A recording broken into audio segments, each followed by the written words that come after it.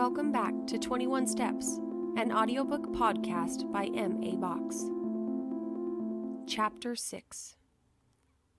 The next morning when Charlie woke up and rolled over to look at the clock, he saw that it was 7 o'clock. His head was pounding because of the booze the night before, and he realized that he didn't remember how he got home. He was still fully dressed and laying on the top of his bed. His stomach turned, and he wondered how he was going to make it through the day. He pulled himself up out of the bed and headed toward the shower. He took a shower, long and hot, letting the water run over his head and down his face. After the shower, he forced himself to get dressed. He put on his usual, a white button-up shirt with a blue tie and gray slacks. He put a little gel in his hair and brushed it with his fingers. He headed into the kitchen where he pulled a beer out of the fridge. He grabbed a cup off of the counter, rinsed it out in the sink, and then poured the beer into it. He grabbed tomato juice from the fridge and finished filling the cup. "Breakfast of champions," he said to himself, and chugged it down. He returned the dirty cup to the counter and started out for the day. He walked out the front door, relieved to see that his car was parked safely in the driveway. He couldn't remember how he got home or what time he left. He tried not to think about it, and instead he got into his car and drove down the road to the coffee shop. It was on the corner, and there he ordered a large coffee, black. Charlie knew that the day ahead of him would be full of paperwork and time spent in his office. He hoped that the coroner had an autopsy of Leslie Sterling complete so he could move forward with his investigation, if there even was one. He hated days like this, where all he had was paperwork. He really liked spending time out in the sun and solving crimes.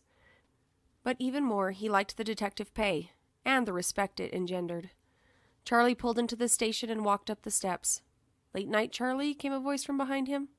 He turned around to see Brenda, one of the police officers from the department, following behind him.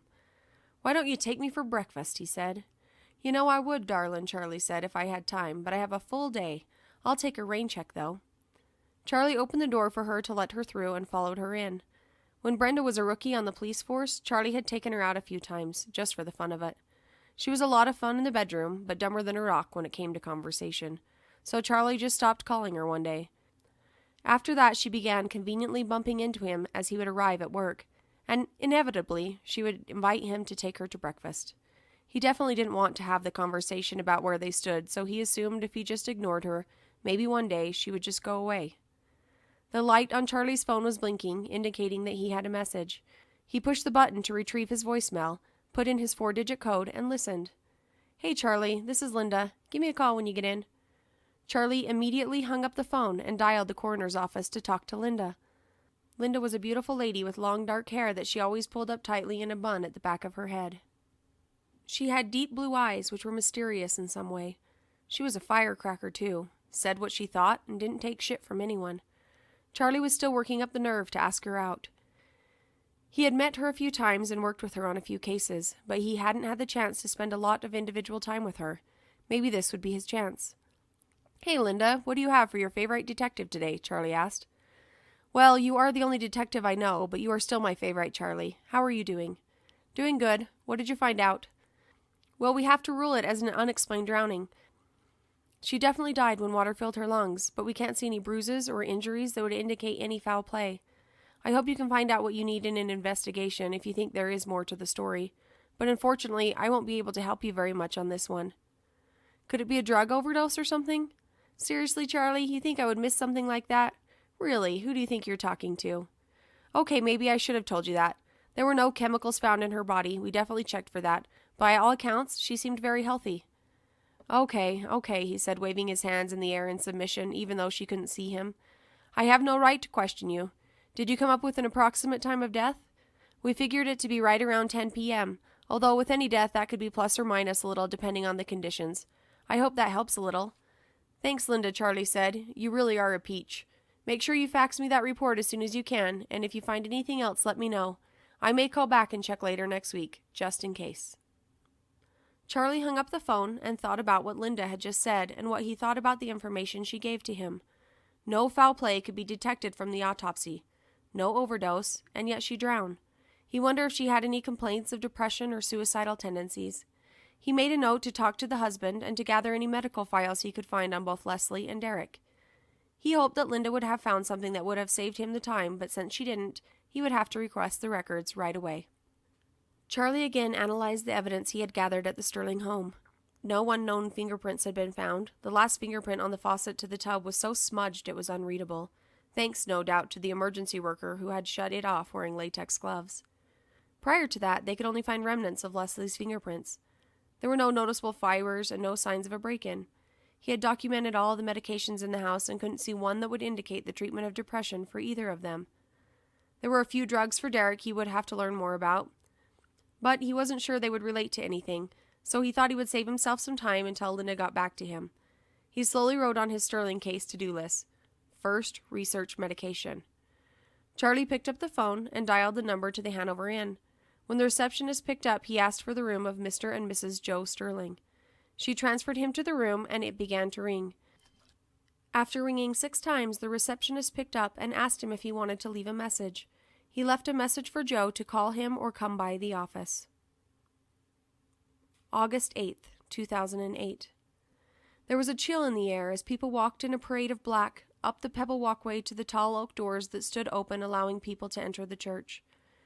They entered through the doors into the dark solemnity that lay beyond.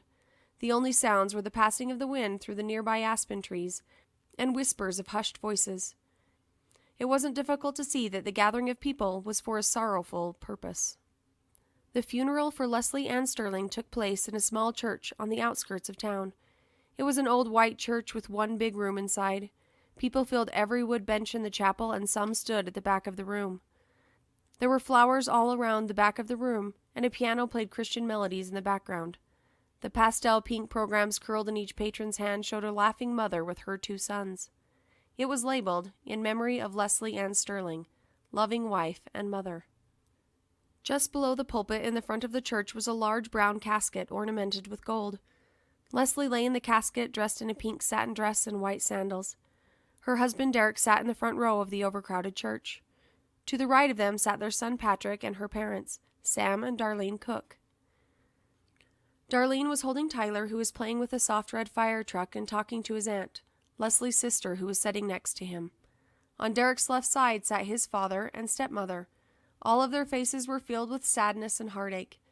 Darlene wiped her eyes with a small blue handkerchief and looked down at Tyler, to avoid the scene in front of her by all means.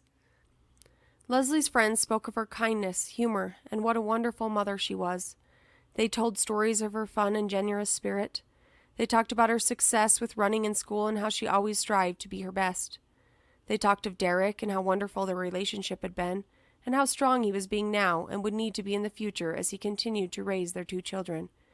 They would all miss her terribly and think of her often. The services lasted over an hour. The doors at the back were opened, allowing people to exit and cool air to fill the room, taking away the scent of too many people in too small of a space. When exiting the church, a newspaper blew across the sidewalk in front of Derrick. He reached down to pick up the newspaper and read the cover of the Hanover City Insider. Services for Leslie Ann Sterling, wife and mother of 2, died of unexplained causes on July 5, 2008. Services will be held on July 8, 2008. It then went on to tell of how she had drowned in a bathtub in her home. Her husband Derrick had been out of town with the 2 children and had arrived home to find her in the tub. He had immediately called the police, and she was pronounced dead at the scene. The husband, it said, is still living in their home and will have the additional challenge of raising his 2 children as a single parent. Derrick wondered how they got this information and why they were so quick to report on things. He wondered why they needed to report this information anyway. Why couldn't they just print the obituary? He was even more concerned that this was on the front page of the paper. Was the death of his wife really front page news? He wondered if they even thought of the victims and the families that this affected, or if they just cared about the shock value and whether or not it would help them sell more papers. He did, however, like the accompanying picture, a close-up of Leslie laughing. That was the way he liked remembering her, with her ready, contagious laugh. She had laughed a lot. He tucked the paper under his arm and thought that maybe later tonight he would read the entire article and look at her beautiful face. Overwhelming support came from the people who had filled the church that day. They brought gifts of food, kindness, and support. They even set up a support fund at the local bank for the Sterling family. Derrick was thankful for their support, but even more he wondered how he was going to be able to make it through each day without his Leslie, his beautiful, funny Leslie. He wondered, too, how he would ever repay the people who had, without question, been there to support him in such a difficult time. Tune in next time as we continue 21 Steps.